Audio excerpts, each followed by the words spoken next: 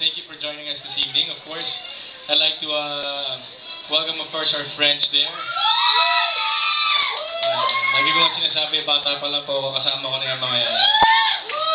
Maraming salamat sa inyo. Maraming salamat, of course, sa ating mga sponsors. Maraming salamat sa Clear, sa Rebisco. And meron pa tayo, no?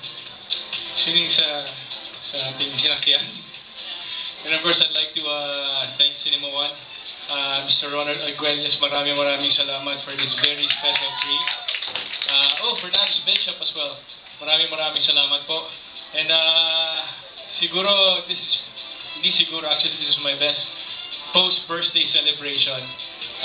Kanina ni-interview ako, sabi ko, it is such a blessing na mabigyan ng ganitong klaseng celebration. And not everyone can get experience yung pag-cruise and with special people like all of you guys. Maraming salamat sa ABS-CBN and of course,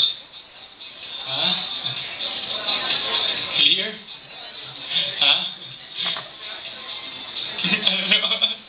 Maraming salamat sa Cinema One sa dami ng pelikulang nagawa ko.